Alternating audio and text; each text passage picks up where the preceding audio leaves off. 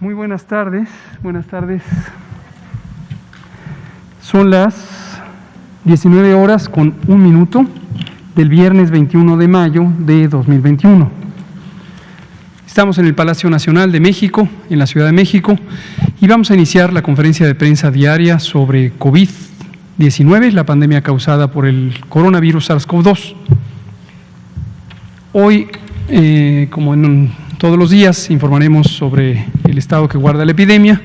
Hemos estado destacando a lo largo de la semana cómo esta se convierte en la semana número 18 de reducción de la epidemia. Semana 18. Termina estrictamente mañana, pero a lo largo de toda la semana hemos estado monitoreando el progreso de esta reducción de la epidemia. Por lo tanto, hay total certeza de que mañana, sábado 22 de mayo, confirmaremos que se cumplen 18 semanas a la baja en todos los indicadores de la epidemia. Aparición de nuevos casos, personas hospitalizadas, la propia ocupación hospitalizada, la velocidad a que va cambiando la curva epidémica, el porcentaje de positividad, el porcentaje de casos que son recientes, que ya son 0.7%, etcétera, etcétera, etcétera, la propia letalidad de casos. Tenemos ya, desde luego, una visualización anticipada de las siguientes 2 semanas y hasta el momento parece ser que se conservaría la misma tendencia de reducción en las siguientes 2 semanas. Pero esta es una prevista, vamos a ver cómo se comportan ya en las siguientes semanas. Por lo pronto, 18 semanas de reducción. Comentaremos desde luego también el semáforo. Hoy es viernes de semáforo, como cada 15 días se actualiza la información que se hace pública del semáforo de riesgo COVID. Nosotros internamente la monitoreamos todas las semanas, pero el acuerdo con los 32 gobiernos estatales es que cada 15 días se presenta al público para tomar decisiones en caso de que sea necesario cambiar el proceder respecto al semáforo. También los indicadores del semáforo nos muestran una reducción sustantiva, continua de la epidemia y no adelanto el veredicto, pero en términos generales la mitad del país está en semáforo verde. Ya en este momento esto se ha mantenido muy estable y hay entidades federativas como la propia Ciudad de México que están literalmente a punto de entrar en semáforo verde, no en esta semana o en esta quincena, pero están ya muy cerca. Si la tendencia se mantiene, si se mantiene esta estabilidad en el control epidémico, las entidades que van en ese camino también pasarán a verde. Hablaremos de la vacuna y abriremos a preguntas y comentarios. Hoy está, y siempre nos da mucho gusto que nos acompañe, nuestra colega y amiga, la doctora Aletze de la Torre Rosas, quien es directora general del Centro Nacional para la Prevención y el Control del VIH, SIDA y otras infecciones de transmisión sexual, y además es una destacadísima internista e infectóloga que ha estado al frente del componente de control de infecciones del operativo de respuesta a la pandemia de COVID. Muchas gracias, Aletze, por acompañarnos. Le pido a la doctora Aletze si presenta la primera sección y después presentaré la segunda y abrimos a preguntas. Hola, pues muy buenas noches a todas y todas las personas que nos acompañan el día de hoy y justamente vamos a presentar cómo se encuentra esta gráfica. Como pueden ver, continúa la tendencia descendiente de la curva epidemiológica. Estas son extraordinarias noticias que nos hablan de cuál es este grado de riesgo que existe a nivel nacional. Si me pasa la siguiente, por favor. Y este es otro de los elementos que siempre se están monitorizando, que es cuál es el grado de aquellas personas que desarrollan enfermedad o complicaciones por la COVID-19 y que por lo tanto requieren hospitalización. Recordemos, estas no son todos los casos, son aquellos casos graves que requieren una atención hospitalaria y que es importante señalar, no pierdan de vista en casa que cualquier síntoma asociado a una infección respiratoria aguda, grave, independientemente de la causa, que sea COVID o cualquier otro, que es importante acudan a una atención temprana y oportuna porque eso realmente cambia el pronóstico en términos de los resultados en salud de las personas. Nuevamente pueden ver esta reducción del 88% en comparación con el punto máximo versus el día de hoy. Tenemos para las camas generales sin cambio y una variación de un punto porcentual hacia arriba para aquellas camas con ventilador. Entonces, estos son parámetros también que apoyan el resto de las curvas y que están relacionadas. Entre menos casos se presenten, evidentemente la proporción de aquellas personas con enfermedad grave será menor. ¿Sí me pasas la siguiente, por favor? Y justamente estas son las buenas noticias. En primer lugar, hay que señalar que 16 entidades federativas se encuentran en verde. Esto es extraordinario también. Felicidades a la respuesta comunitaria. Nuevamente resaltar que todas las epidemias se controlan desde la comunidad. Entonces, habla también de todos estos esfuerzos que se hacen en cada una de las entidades federativas. 15 se encuentran en amarillo y tenemos una entidad a Quintana Roo que se encuentra en naranja. Y esto, recuerden que nos habla de esta palabra, prudencia. Hay que empezar a ser solidarios con la salud de las personas que viven en Quintana Roo. Todas las acciones del semáforo van asociadas con acciones justamente dirigidas para la disminución del riesgo en cada una de las entidades federativas. Pero a lo mejor si no tienen un viaje esencial, pensemos en las personas que están en Quintana Roo y evitemos estas actividades. Tratemos con prudencia para que también puedan tener un control adecuado en esta tan hermosa entidad federativa. Y bueno, eso sería la parte del componente técnico y le cedería la palabra al doctor Hugo López-Gatell. Gracias. Gracias, doctora Letze de la Torre. Vamos a hablar de vacuna y de cómo vamos avanzando en la recepción, en la distribución, en la aplicación de las vacunas. Ayer, 20 de mayo, hasta las 21 horas, vacunamos 634,916 personas. Y ayer y a lo largo de la semana estuvimos hablando de estas modificaciones que hicimos al operativo de vacunación, a la táctica, a la operación. La estrategia sigue siendo la misma, pero la táctica, la operación tuvieron algunos ajustes que nos permiten aumentar la cantidad de vacunas que se ponen diariamente. Estábamos teniendo estas proporciones que eran cercanas a 500,000 dosis.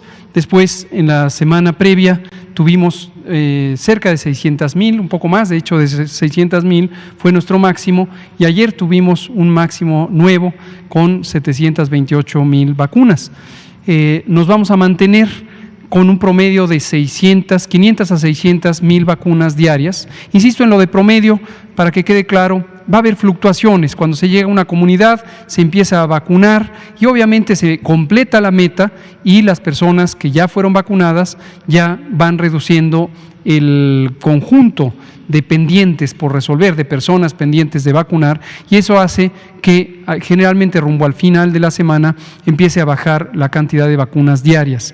Algunas de las modificaciones que comentamos en la semana incluyen una programación anticipada en la que estamos asumiendo que la recepción de vacunas cada vez va a ser más acelerada de acuerdo a lo que estamos viendo con la capacidad de entrega, de fabricación y de entrega por parte de las compañías farmacéuticas.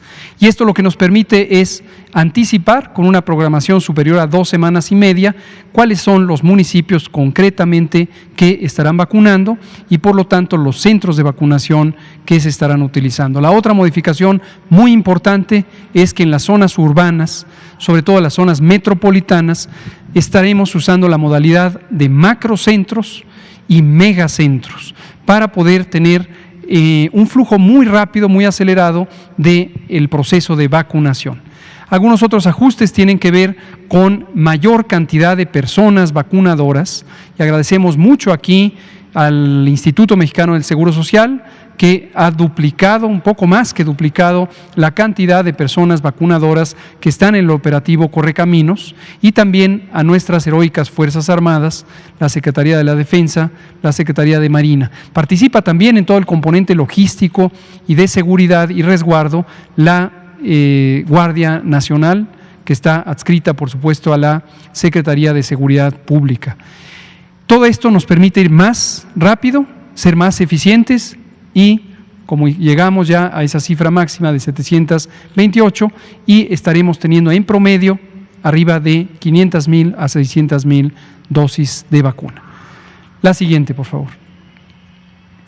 Esa es en forma acumulativa, 25,626,413 dosis de vacuna. Recuerden que esta gráfica nos permite ver en una manera panorámica la velocidad a la que se está vacunando. Cada pequeño segmento en donde notan ustedes una jorobita, una fluctuación, es precisamente un bloque semanal. Y lo que se puede ver es que en general hemos mantenido un camino en la misma velocidad, y vemos en la semana reciente cómo se inclinó, se hizo más veloz la curva de vacunación, lo que nos permite también mostrar cómo vamos ganando eficiencia en el operativo. La siguiente, por favor. Respecto a las personas que están siendo vacunadas, esos millones de dosis son 17.4 millones de personas, concretamente 17.386.061 personas que han recibido una dosis o las dos dosis. Y podemos ver la distribución: una dosis para los esquemas que requieren dos, constituyen desde luego medio esquema, la mitad del trabajo está completado, y eso ha ocurrido en 5.8 millones de personas, que representan la tercera parte de los ya vacunados, de esos 17.4 millones de personas vacunadas. Y 2/3 partes ya tienen el esquema completo, y esos son 11.6 millones de personas. Conforme estas personas completen su esquema de vacunación, pasarán aquí, pero este conjunto seguirá aumentando porque son nuevas vacunaciones. En este caso, a las personas de 50 a 59 años de edad, que es el grupo más grande de quienes estamos vacunando en este momento. Quienes son personal educativo pasan directamente a esta categoría de esquema completo por la sencilla razón de que se les está vacunando con la vacuna CanSino, que requiere una sola dosis. También es importante destacar, ahora que estamos cerrando esta semana, o casi cerrándola, que nos faltan solo 2 entidades federativas, Chihuahua y Puebla, de completar el proceso de vacunación en personal educativo. Habíamos contemplado que esta misma semana terminaríamos el personal educativo, pero ocurrió la situación de que la vacuna CanSino se liberó en una cantidad menor. Esto, recordarán, lo comentamos al inicio de la semana. Y en vez de tener toda la dotación, tuvimos una dotación un poco menor, el rendimiento de la producción fue menor, y pues estas son situaciones que pueden ocurrir. Pero nos quedan solamente estas 2 entidades federativas, y es un conjunto pequeño, verdaderamente ya, de personas que están pendientes de ser vacunadas. Lo más probable es que antes del jueves de la próxima semana habremos completado ese elemento que nos falta. Y ya el 100% del personal educativo habrá quedado vacunado. Aquí aprovecho para recordar que el propósito de vacunar al personal educativo es lograr abrir las escuelas, abrir las aulas, recuperar las actividades presenciales en el sistema educativo nacional, a diferencia del objetivo general del programa de vacunación COVID y de la vacunación de ciertas poblaciones específicas, como el personal de salud. En el caso del personal educativo, se vacuna en condiciones de baja actividad epidémica, semáforos verdes. En semáforos verdes, en semáforos amarillos que están en trayectoria rumbo al verde, como decíamos al inicio de la conferencia, a diferencia de lo que ocurre en su momento con el personal de salud o las personas adultas mayores de 60, que les vacunamos precisamente priorizando las situaciones de mayor riesgo. Son dos componentes complementarios de una misma estrategia, de una misma política de vacunación que atienden a objetivos que son diferentes. La siguiente. Recibimos ayer por la noche, lo ponemos hoy porque ayer desde luego esto ocurrió después de la conferencia de prensa y ya no lo comentamos, hoy lo comentamos, 1.394.800 dosis de la vacuna AstraZeneca llegaron ayer poco antes de las 23 horas de ayer por la noche. Y ahí están, era el último embarque que nos quedaba pendiente, excepto el del domingo, que son 700.000 dosis, número grueso, ahora veremos el número exacto, de AstraZeneca que completan los arribos de esta semana. La siguiente, por favor. Hasta el momento tenemos 33.469.715 dosis de vacuna que han sido recibidas y utilizadas en México en su gran mayoría desde el 23 de diciembre de 2020. Se distribuyen de acuerdo al número que aparece en cada una de las botellitas con el nombre de la vacuna. 5 vacunas estamos utilizando. Recordamos a la población 5 vacunas que son seguras y eficaces y que las hemos estado distribuyendo para su uso de acuerdo a diferentes criterios técnicos. Los principales tienen que ver con las características de la vacuna y la logística que se requiere, incluyendo la refrigeración o la congelación. Y seguiremos utilizando criterios semejantes para el resto del programa. La siguiente, por favor. El calendario, revisemos lo que llegó, está con un fondo de color amarillo. En la semana llegó estas 2 vacunas, CanSino y Sputnik. Enseguida veremos un video que nos hace este resumen, por eso no me detengo en los números. Tuvimos el miércoles, el jueves, también vacuna Pfizer-BioNTech, y ayer fue el día de más de 3 millones de dosis solamente en un día, y nos queda pendiente estos 709.300 dosis de AstraZeneca para ese total 5.014.050.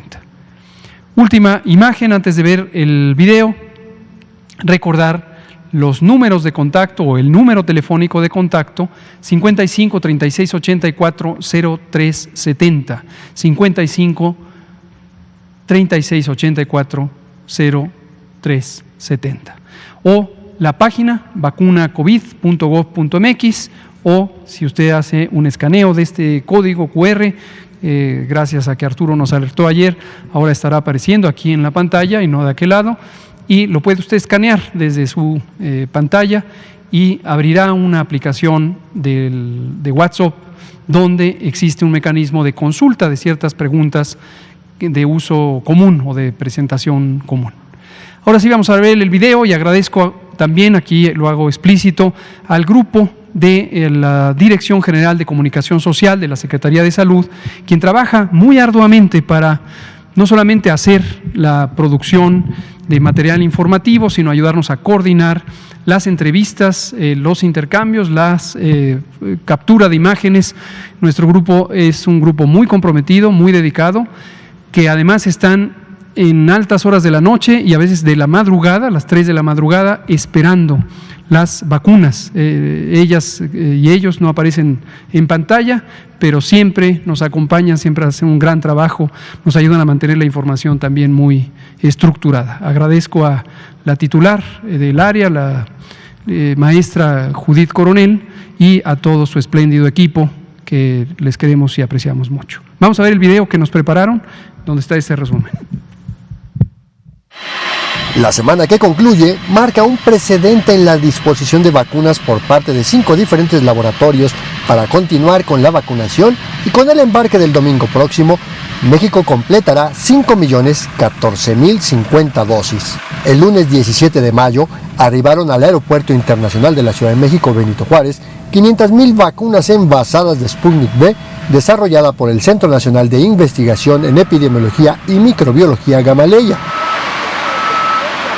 A través de 3 embarques recibidos los días 19 y 20 de mayo, la farmacéutica Pfizer-BioNTech entregó 1.284.600 dosis envasadas procedentes de los Estados Unidos. Por la mañana del mismo jueves 20 de mayo, arribó al país un embarque con 1 millón de biológicos envasados de la vacuna producida por la farmacéutica china Sinovac Life Sciences Company Ltd. Por la noche del jueves, a las 22:35 horas, aterrizó en la terminal aérea de la Ciudad de México un cargamento de vacunas envasadas de AstraZeneca con 1.394.800 dosis. A estas vacunas se suman 125.350 dosis de la vacuna CanSino, que fueron envasadas por la farmacéutica mexicana Drogmex y liberadas por la Comisión Federal para la Protección contra Riesgos Sanitarios, la COFEPRIS. La empresa Drogmex ha envasado en su planta de Querétaro un total de 4.545.310 dosis de CanSino Biologics desde el 22 de marzo de este año. A partir del 23 de diciembre de 2020, México ha recibido 28.924.405 dosis de vacunas envasadas de las farmacéuticas Pfizer-BioNTech, AstraZeneca, Sinovac, CanSino y del Centro Nacional de Investigación de Epidemiología y Microbiología Gamaleya que produce Sputnik V, que sumadas a las envasadas en el país hacen un total de 33.469.715 dosis. Las vacunas permiten avanzar en la Estrategia Nacional de Vacunación en México para prevenir la enfermedad grave por COVID-19. Para cualquier pregunta o inquietud relacionada con las vacunas y los centros de vacunación, están a disposición de la sociedad las siguientes vías de comunicación: el sitio vacunacovid.gov.mx, el correo electrónico buzon.covid@salud.gov.mx, el centro de atención telefónica al número 55 3684 0370 y el asistente virtual a través del número 56 1713 0557.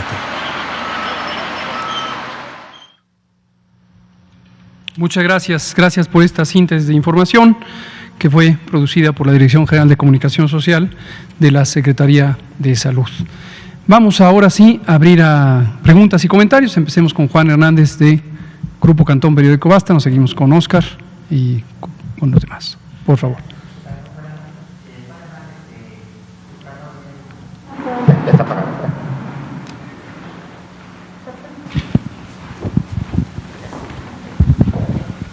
Bueno, gracias. Ahora sí.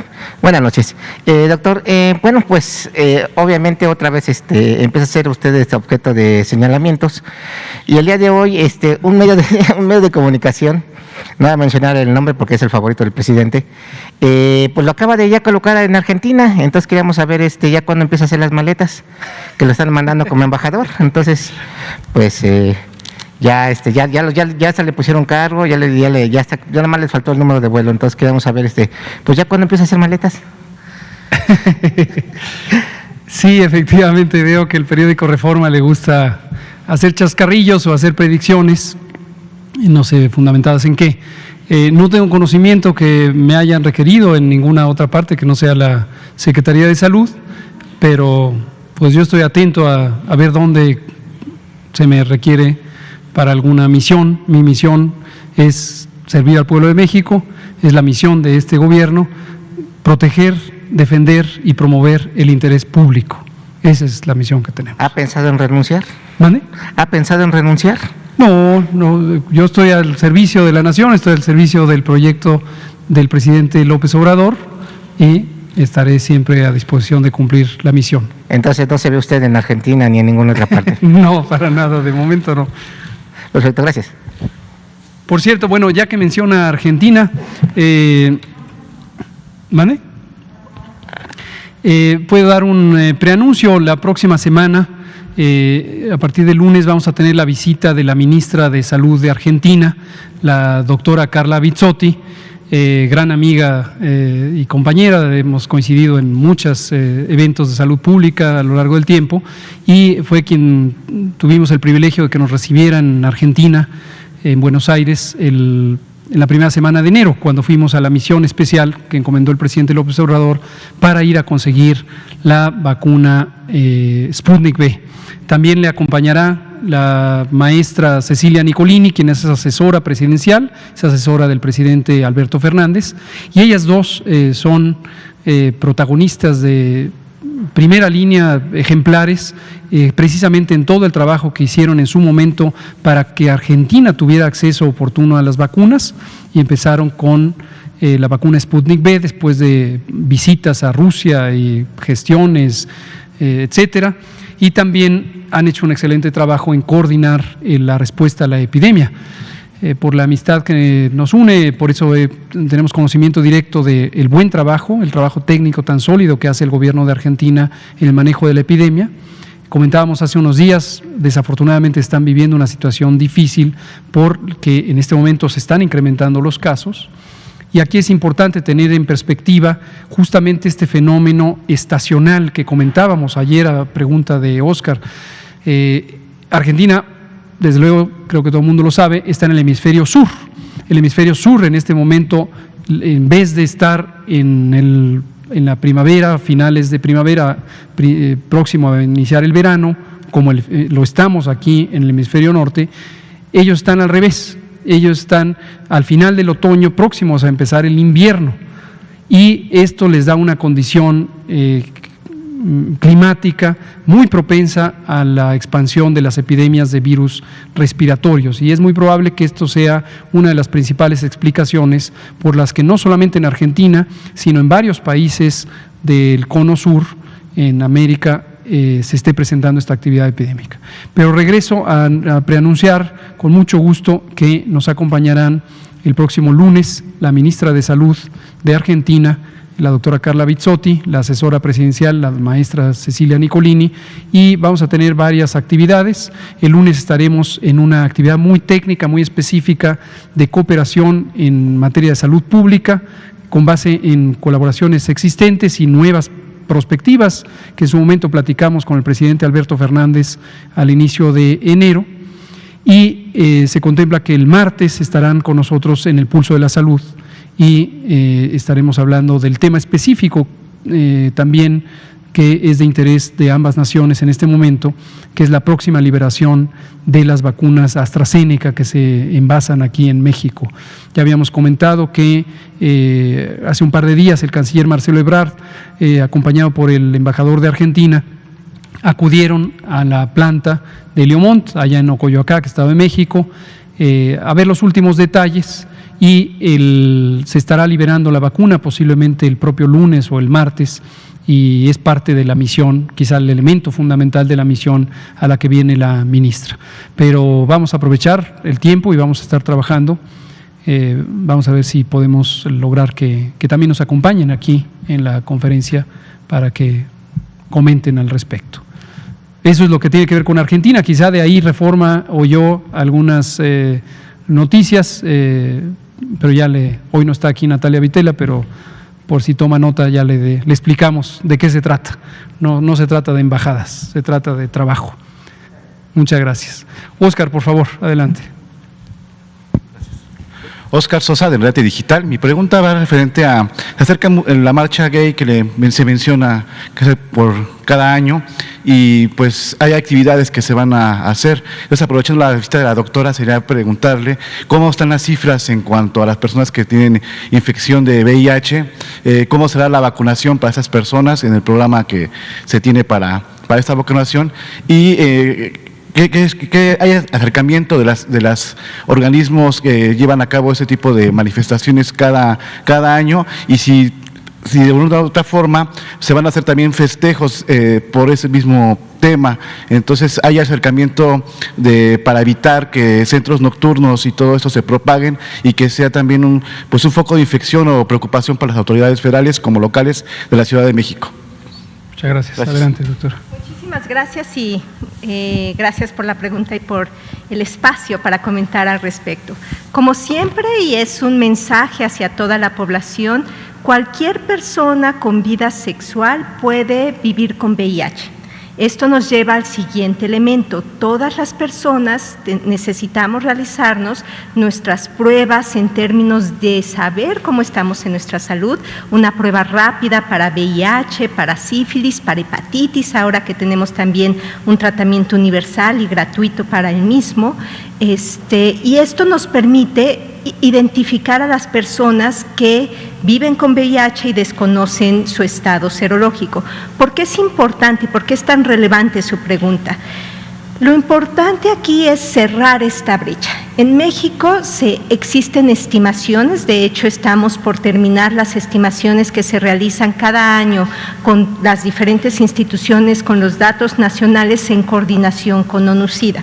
Ustedes recordarán que para el Día Mundial del SIDA les presentamos aquí cuáles eran estas estimaciones globales. Para este año estuvimos trabajando con diferentes modelos con ONU-SIDA y entonces el modelo está próximo a salir. En cuanto esté disponible se encontrará en la página y lo haremos público hacia todas las personas, pero sí, el año pasado teníamos por lo menos 270,000 personas que vivían con VIH y lo importante de esto es que había una proporción de por lo menos 3 personas que desconocían su diagnóstico.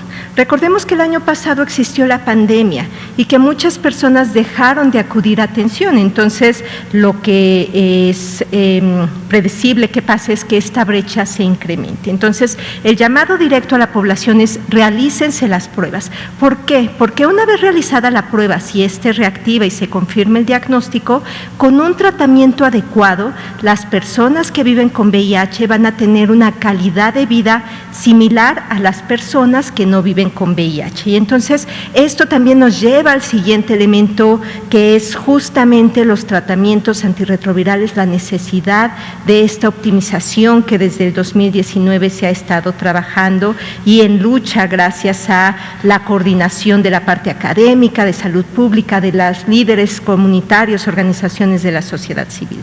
El mes del orgullo no lo vamos a hacer como el año pasado, que tuvimos toda una serie de eventos virtuales, de hecho en coordinación con nuestros líderes comunitarios de CONACYDA, con la coalición LGBT y más, etcétera, nos permitirá con otros líderes específicos de toda la comunidad, nos va a permitir acercar estos temas tan importantes de salud hacia las personas. Entonces, para este año también tenemos toda una serie de eventos, de hecho, también les invitamos a que nos acompañen porque es muy adecuado el conocer, es importante saber cuáles son estos temas de salud que tenemos que tener una atención adecuada en términos de ciclo de vida.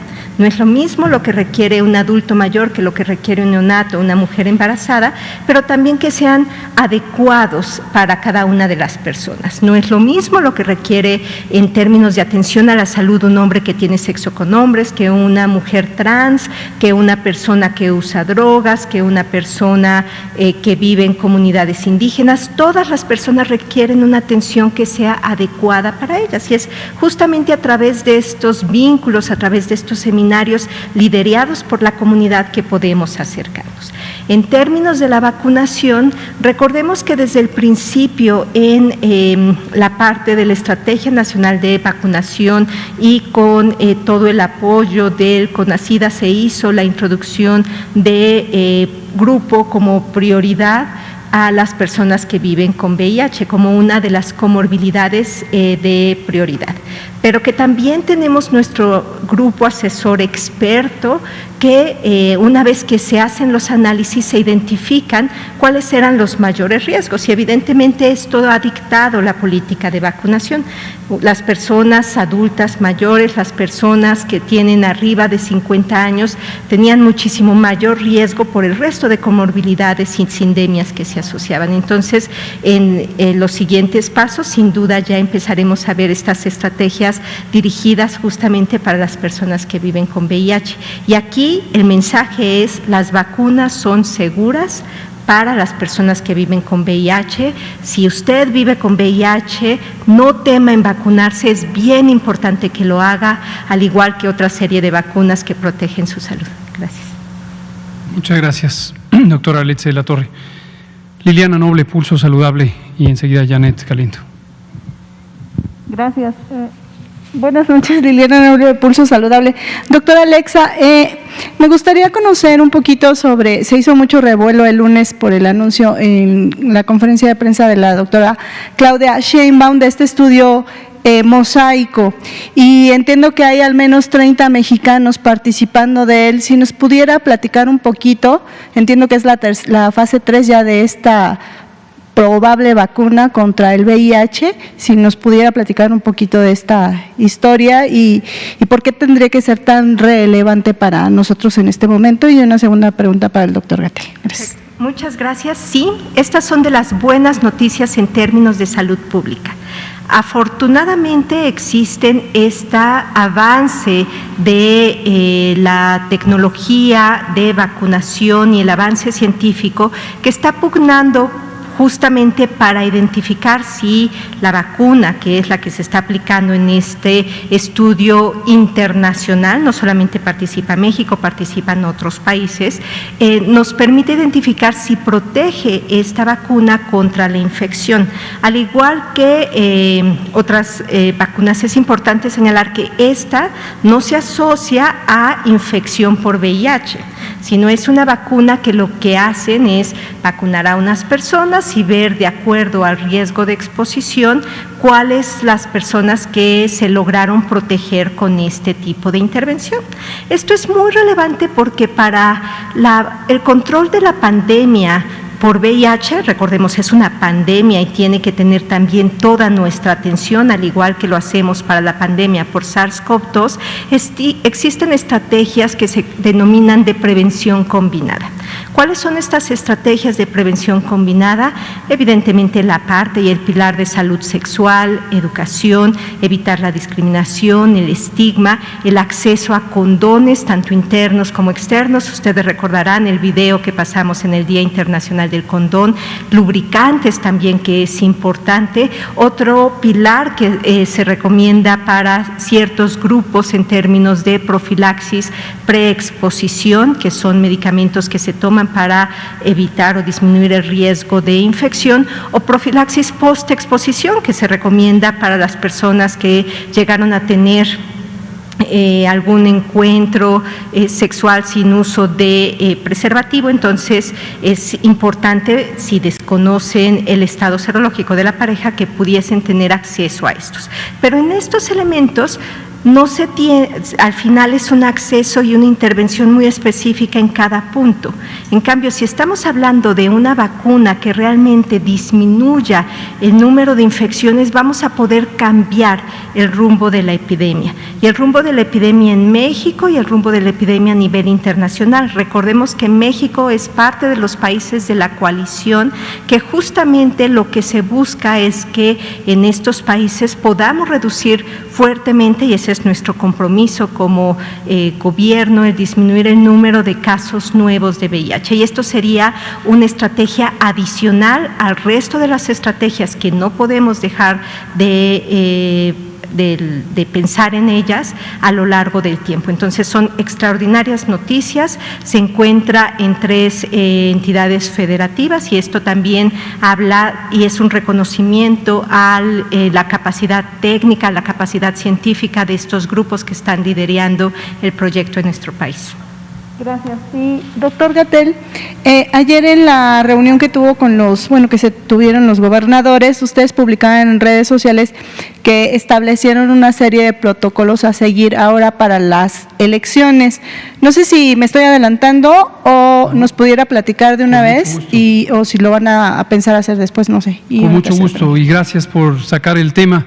Ayer otro periódico, en este caso El Universal, nos hizo un flaco favor porque recolectó incorrectamente la información de lo que se expuso en esta reunión y nos atribuyó el haber dicho como Secretaría de Salud o Secretaría de Gobernación que no se iba a requerir la credencial de elector durante las elecciones. Eso fue lo que inicialmente publicó El Universal.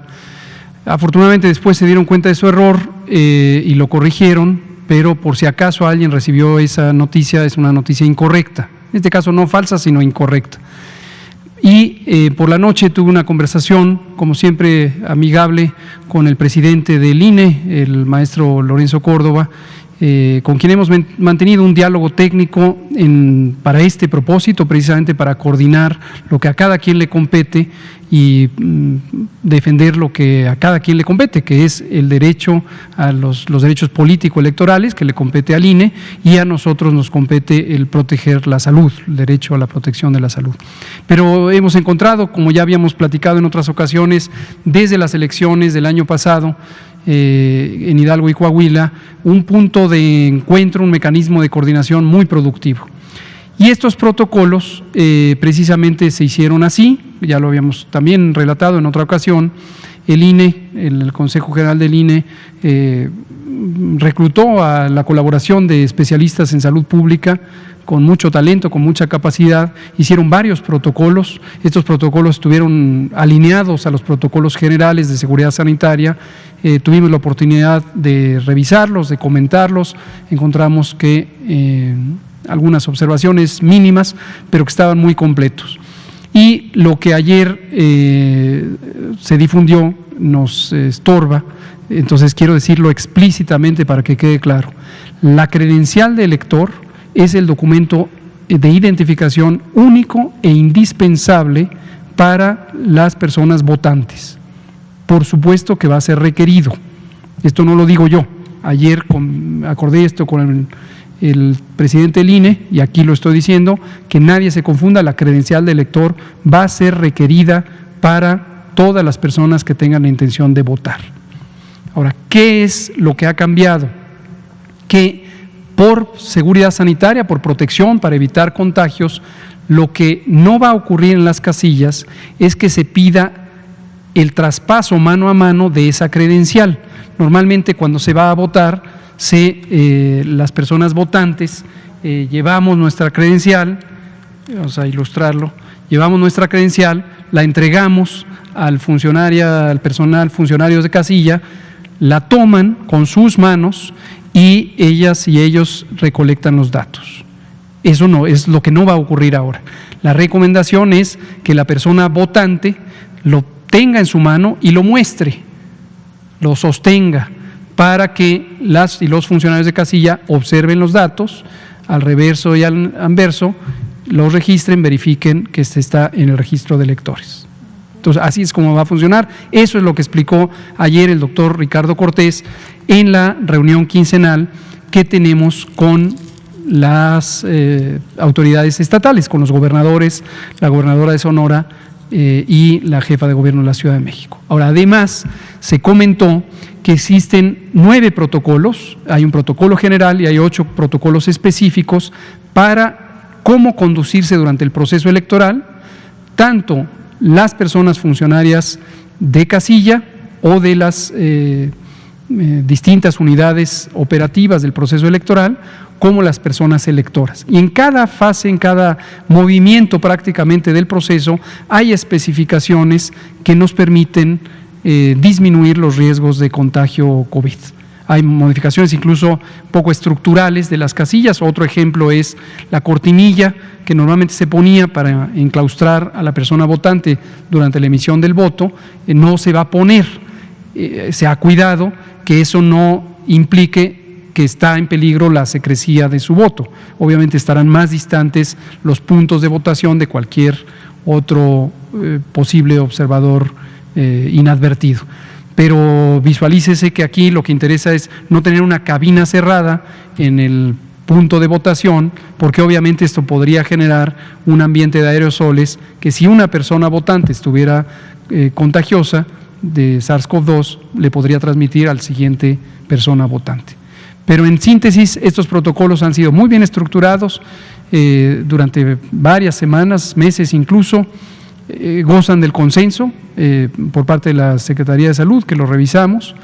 La Secretaría de Gobernación también ha tomado un conocimiento explícito y directo de cada una de estas cosas, ha aportado elementos útiles. Le agradecemos a la ministra y secretaria de Gobernación, Olga Sánchez Cordero, y su equipo. De modo que estamos tranquilos y tranquilas de que serán unas elecciones muy relevantes, pero también muy seguras en términos sanitarios. Y sí, los daremos a conocer el INE, prácticamente será quien estará dando a conocer los protocolos y nos coordinaremos por si hay algo en lo que nosotros también podamos contribuir en la divulgación de esos protocolos. Gracias, doctor. Y finalmente, me comenta mucha gente en redes sociales de los que ya están vacunados y tienen el esquema completo, que se han hecho pruebas de anticuerpos totales o pruebas de IgG, y algunos de ellos están espantados porque les han salido negativas las pruebas, y algunos otros, comparado con su cónyuge o con alguien que vive con ellos, les salen un punto de, no sé, por ejemplo, 4 títulos y a algunos les salen 10 títulos. Entonces, ¿nos podría ayudar a explicarnos esto para que la gente no esté pensando que la vacuna que se aplicaron no tuvo la eficacia requerida para esa persona? Gracias. Muchas gracias, Liliana Noble, porque esto efectivamente estamos detectando que es una práctica que algunas personas han tenido y está generando confusión, y vamos a publicar un pequeño documento explicando esto en términos sencillos, prácticos, de acceso a todo el público no especializado en el campo de la salud. Baste por ahora mencionarlo, no gaste dinero, no gaste su tiempo en hacerse una prueba de anticuerpos buscando tener la confirmación de que ya está protegida o protegido, ya sea después de haber sido vacunada o ya sea después de haber padecido COVID. ¿Cuál es la razón? Las técnicas de laboratorio disponibles en el mundo entero, no es un problema del país, disponibles en el mundo entero, no están normalizadas, no están estandarizadas. No hay un referente único de cuál es el título o cantidad, concentración de anticuerpos en sangre que representan un grado suficiente de inmunidad. En segundo lugar, las distintas técnicas que están en acceso comercial o incluso las que usamos en los laboratorios de salud pública y el propio INDRE, tienen un desempeño variable todavía de persona a persona. Y efectivamente hay personas que, habiendo recibido la misma vacuna con el mismo lote, tienen resultados de títulos de anticuerpos diferentes. En parte es variabilidad de la técnica de laboratorio, como dije, no hay un estándar general, y en mucho es la variabilidad biológica de la respuesta inmune entre personas. Las pruebas serológicas, por lo tanto, no son un indicativo válido, confiable, creíble, en forma generalizada, como comprobante de haber sido inmunizados. Esta postura no es solamente una postura del Gobierno de México, es una postura que sostiene también la Organización Mundial de la Salud, organismo que ha recomendado no utilizar este instrumento que en algunas regiones del mundo, particularmente en Europa, se empieza a proponer, que se le ha llamado el pasaporte inmunológico. Esta idea de que puede haber una especie de cartilla que muestre quién ya tuvo la vacunación o que lo pueda demostrar a través del título o los títulos de anticuerpos en sangre. Por todas estas razones, la Organización Mundial de la Salud no recomienda pasaportes inmunológicos. Aquí en México ha habido algunas voces que sugieren esto, particularmente en el sector privado. En un momento dado se formuló la idea de que puede ser un mecanismo que facilite la reincorporación de personas trabajadoras a sus puestos de trabajo. Pero hoy, que es la tercera semana de mayo, volvemos a comentar que no existen las condiciones técnicas y el comportamiento de la inmunidad frente al virus SARS-CoV-2 es muy diverso, es muy variante, de modo que no sería un abordaje útil. Las personas no gasten su tiempo, no gasten su esfuerzo, porque les va a dar un resultado que no es interpretable como protegido o no protegido. Vamos a publicar próximamente una reflexión al respecto, sustentada evidentemente en la evidencia científica existente en el mundo y la postura de los organismos internacionales creíbles. Muchas gracias. Ahora sí, Janet Galindo, Mundo Pharma. Gracias, doctor. Buenas noches. Janet Galindo, de Mundo Pharma. ¿Qué se sabe de la participación de 100 oaxaqueños en un protocolo clínico de un tratamiento experimental contra COVID esto se realizó en Europa, en la agencia EMA. ¿Usted sabe algo de esto? No sé al respecto, qué bueno que nos lo pone en el radar. Vamos a investigar. Ok, y la programación de la vacunación ha avanzado bastante.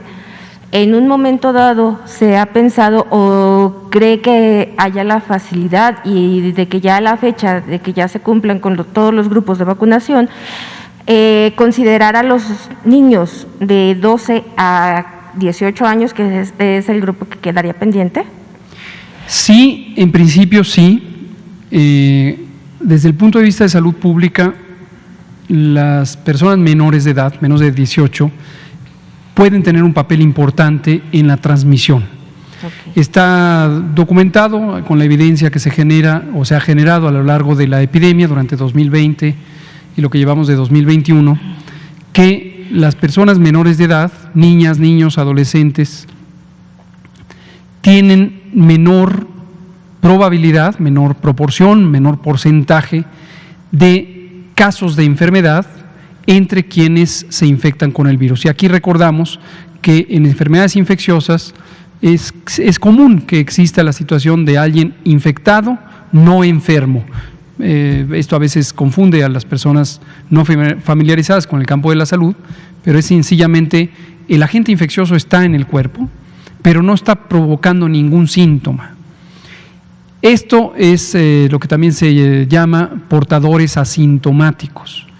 Y ha habido varios estudios a lo largo de estos meses de la epidemia sobre cuál es la importancia de las personas portadoras asintomáticas en la transmisión. En algunos de estos estudios se plantea que el hecho mismo de tener al virus en la vía respiratoria, digamos, millones de copias del virus en la vía respiratoria y en las secreciones respiratorias, en una persona que no perciba tener enfermedad, puede contribuir a que ese tipo de personas o personas que están en esa condición contribuyan mucho a la transmisión, porque al no sentirse enfermas, no buscan atención, no hay una indicación de por dónde buscar si están o no infectadas, y entonces caminan, se socializan, se reúnen, etcétera. Sin embargo, también existe evidencia de que las personas portadoras asintomáticas, por el hecho mismo de que son asintomáticas, no tienen el grado de inflamación de la vía respiratoria y los síntomas que derivan de ello, como la tos y la producción de secreción, y eso podría compensar este comportamiento de las personas. Entonces, es una reflexión científica documentada, pero a la que no se ha llegado a una conclusión sobre si son más o menos contagiantes que las personas sintomáticas. Pero definitivamente pueden contagiar. En personas menores de edad, en niñas, niños, adolescentes, afortunadamente se ha podido corroborar que la probabilidad de que enfermen con una afección grave es muy sustancialmente menor a lo que le puede pasar a una persona mayor de edad. Y entre más alta es la edad, desde luego mayor es la probabilidad de que esto ocurra. Esto nos lleva a una serie de reflexiones que modifican día a día, con base en la evidencia, la apreciación que se tiene sobre la importancia de vacunar a estas personas menores de edad. En este momento, tercera semana de mayo de 2021, en general se considera que puede ser valioso, útil para la salud pública el vacunar a niños, niñas y adolescentes. De modo que la postura actual del Gobierno de México es que nos parece que podría ser favorable hacerlo y estamos preparados para hacerlo. Nuestra política de vacunación contra el COVID, presentada el 8 de diciembre del año pasado, ya contemplaba la vacunación universal, incluyendo niñas, niños y adolescentes. Pero no se procede de manera inmediata, esto también lo hemos dicho varias veces, porque todavía no hay suficientes estudios clínicos que demuestren la seguridad y eficacia de las mismas vacunas posiblemente con modificaciones de dosis o las mismas dosis para poblaciones menores. Sabemos hasta ahora que Pfizer, para la vacuna Pfizer-BioNTech, completó ya un estudio, esto lo fuimos conversando con el propio Pfizer, y sabemos que ya completó un estudio, y sabemos que en la Agencia de Regulación Sanitaria de Estados Unidos, la FDA, ya se aprobó el uso para personas de 12 a 15 años. Y estaremos abiertos a recibir un expediente semejante en COFEPRIS en cuanto Pfizer lo tenga listo para analizarlo y posiblemente lograr esa autorización. Muchas gracias. Arturo Contreras, finalmente le damos los últimos 4 minutos.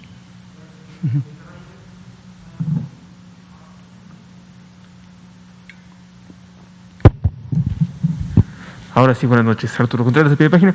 Una pregunta, un comentario rápido. Nos comentan un par de personas que todavía el código QR no se ve. No sé si sea por la televisión de las personas o por cómo están intentando que les funcione el celular. Nos lo comentan rapidísimo. Y nos piden si hay algún informe o si ustedes tienen registrados casos de personas que ya hayan sido vacunadas y enfermaron de todas maneras. Sí, definitivamente esto es un fenómeno que ha ocurrido a lo largo de la epidemia. Está documentado cuando tenemos los registros nominales de personas enfermas y vuelve a aparecer en una condición de enfermedad, y conocemos casi todos a personas concretas que han tenido esta condición. Sin cometer ninguna indiscreción, porque esto es información pública, nuestro propio secretario de Marina tuvo esa condición. Digo, es información pública porque él mismo permitió que se conociera cuando se enfermó la primera vez y cuando enfermó la segunda vez, ¿no? Seguramente la pregunta, lo cual me parece muy bueno, está encaminada a qué tan frecuente es este fenómeno y por qué ocurre. La buena noticia es que es infrecuente, es raro. ¿Qué tan raro? Muy raro. Es posiblemente menos del 2-3% de las personas que han estado infectadas con síntomas que vuelven a estar infectadas. Hay que distinguir a personas que en su momento tuvieron resultado positivo de la prueba de COVID, de personas, de la prueba de infección por SARS-CoV-2, de las personas que tienen COVID. Y eso, desisto ya un poco de intentar que esto en el lenguaje de la prensa se oriente correctamente, porque veo que indistintamente se dice dio positivo a COVID. No, dar positivo a COVID es tener la enfermedad COVID. Distinto es dar positivo a la prueba del virus SARS-CoV-2, ¿no? ¿Por qué lo distingo? Por lo que acabamos de comentar ahora, hay personas que pueden tener infección sin enfermedad, ¿no? Desde luego, también hay personas que pueden tener enfermedad causada por otras razones, y si no se hace una prueba de diagnóstico correcta, en el tiempo correcta, puede dar un resultado falso negativo, ¿no? En fin, ¿por qué ocurre? Múltiples razones, pero en términos generales, la variabilidad biológica de la respuesta inmune puede explicar que una persona ante una primera, vamos a llamarle embestida o exposición al virus SARS-CoV-2, no desarrolle una inmunidad suficientemente vigorosa y duradera, y después, ante una segunda exposición, padezca la enfermedad. O sea, vuelve a padecer la infección y padezca la enfermedad. ¿Quién sí y quién no? ¿Cómo podemos saber quién lo va a tener? Y usted en su casa está diciendo, yo ya tuve, no me vaya a volver a dar. Hace bien en pensar que podría darle a usted, a mí, a cualquiera de los que nos ha dado COVID. Sí, sí nos podría volver a dar. Y en ese sentido es que insistimos en no relajar las medidas de precaución, asumiendo que ya no nos puede volver a dar. Y como hemos dicho también varias veces, aún no se conoce con toda certidumbre cuál va a ser la duración de la inmunidad. Hasta ahorita, el mundo entero asumimos que va a ser una inmunidad suficientemente prolongada, quizá 1 año, quizá 2 años, pero científicamente, hasta hoy, tercera semana de mayo de 2021, no se tiene una respuesta de la duración y potencia de la inmunidad. Lo mismo opera para personas vacunadas. Estamos asumiendo que, dado que se trata de vacunas que son demostradamente eficaces, también serán efectivas, es decir, en su uso real tendrán las mismas capacidades protectoras, pero la variabilidad biológica, nutricional y de varios otros factores entre los seres humanos puede hacer que una persona vacunada pudiera tener infección y pudiera tener enfermedad. Lo que se sabe de los estudios clínicos es que la protección contra enfermedad es alta y contra enfermedad grave es muy alta, en particular con la enfermedad que puede ser letal, de la misma enfermedad COVID. Entonces, por eso seguimos recomendando vacunarse, puede ser indispensable para la protección. Muy bien, pues son las 8 de la noche. Qué bueno que nos acompañó la doctora Letze de la Torre, directora general de Censida. Qué bueno que nos acompañaron ustedes. 18 semanas de reducción de todos los indicadores epidémicos, la mitad del país en semáforo verde y las otras entidades en semáforo amarillo, solo una entidad en semáforo naranja, con quien estamos trabajando para lograr que también se regule, se controle, se disminuya la epidemia. Sigue avanzando la vacunación contra COVID-19, cada vez más rápido, cada vez más vacunas llegan, se usan y cada vez más personas están protegidas. Muchas gracias.